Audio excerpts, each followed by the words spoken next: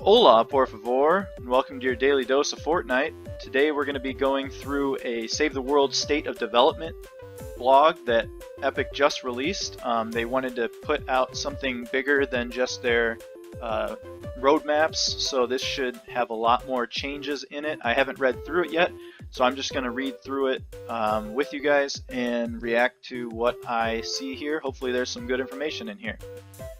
So let's see. Player reporting. Save the world is great with others, but a few bad eggs can hurt the experience. So they did round 1 of player reporting. Yep. Reports are coming in. They're analyzing the types of behaviors that are major problems for the community. Starting next week, we'll receive an in-game message when we take action against one of the players you reported. So that's cool. So if you report someone for doing something and they take action against that person, you'll actually know that they did something. So you'll know that the system is working. That's always a big thing that games need with their reporting systems, for people to believe in them, that they actually work, is some sort of notification that yes, something I reported was actually acted upon.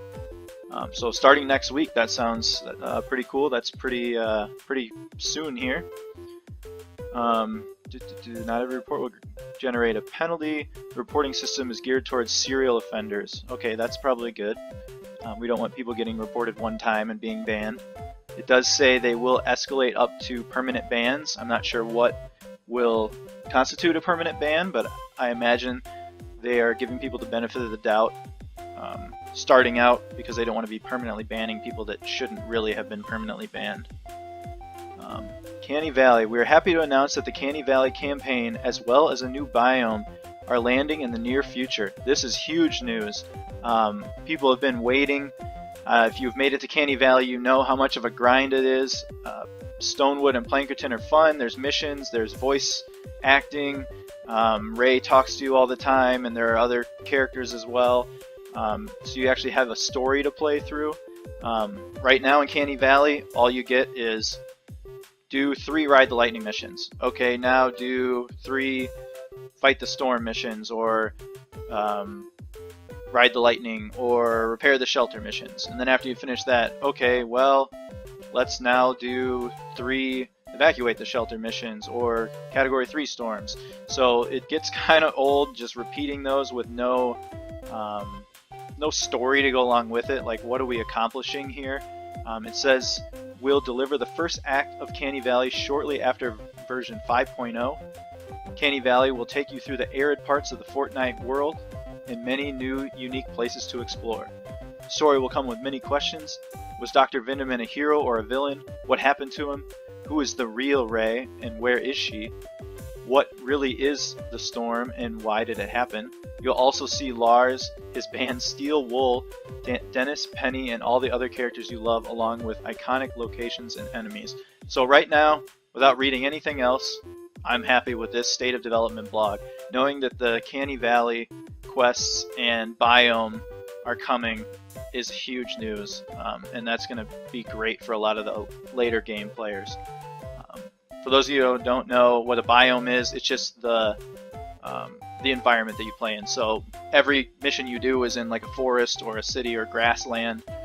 Well, if you get to Canny Valley, your storm shield is actually like in a desert type environment, and so that's how the missions will be when you're doing, Ride the Lightning or any missions within Canny Valley once they release this. So it's just a nice change of pace. Alright, heroes and schematics. You enjoy min-maxing your way to defeating the storm? We've introduced new features that will make it easier for you to zero in on particular wards or configurations, and we have more on the way. Collection book research and recruitment. We're adding an extension to the collection book that will empower you to directly acquire specific heroes and schematics. This sounds cool.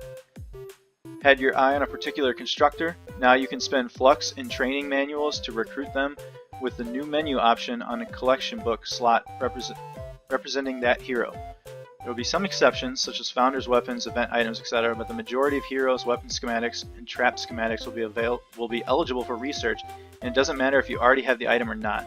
You receive a new level 1 copy of the item, and schematics will start with a random set of valid perks. We're hoping this feature will come online with 4.5 update. So this sounds really cool as well. Looks like you'll be able to work towards specific rewards, which is always great because it's always random getting things out of llamas or event llamas. So the thing they show here, Urban Assault Headhunter, that's a hero a lot of people like. You can see how much it costs to recruit that. 100 training manuals and 100 epic flux.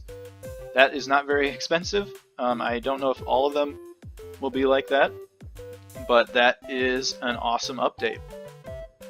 Collection book Unslotting. Wow, a lot of people are going to like this. I already know without even reading what it is. In update 4.5, we're also planning to provide mechanism to unslot items from the collection book for a nominal fee of 20 V-Bucks. So people probably aren't going to like that it costs V-Bucks because that's something that you buy with real money, but I do like the fact that they're putting this option in there. You can farm V-Bucks for free doing certain missions, so it's 20 V-Bucks is not a huge cost.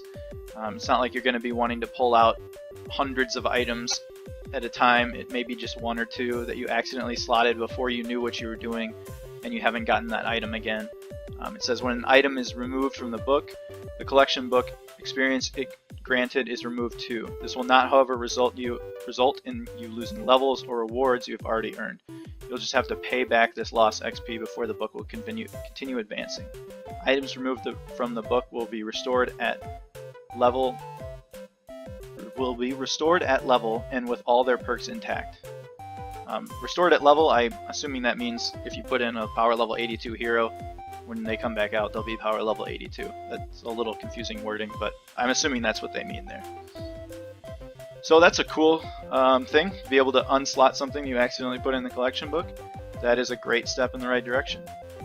Controls, Builder Pro. We've gotten a lot of requests for the Builder Pro control scheme in Save the World, and we're happy to say it's on the way, aiming for it to land in the 4.5 update. So far this sounds like 4.5 is going to be a huge update, so we'll have to look forward to that.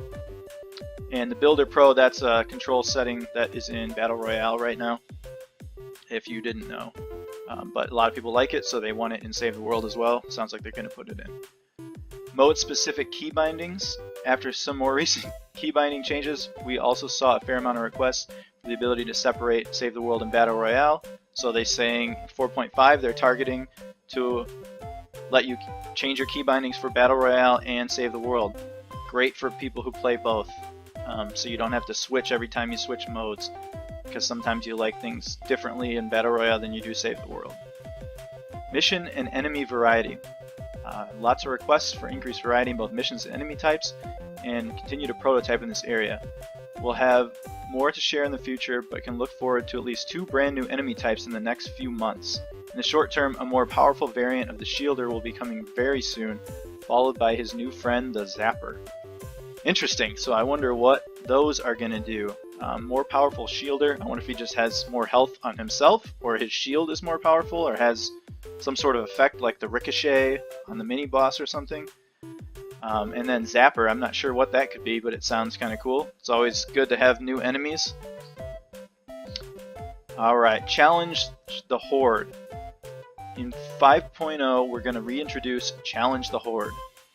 It's a mode focused on getting into combat quickly. Drop into a map with a pre-built base and battle against waves of enemies, but with limited time to craft weapons, build structures, and lay traps. Challenge the Horde will be the focus of our 5.0 event and the primary source of event tickets.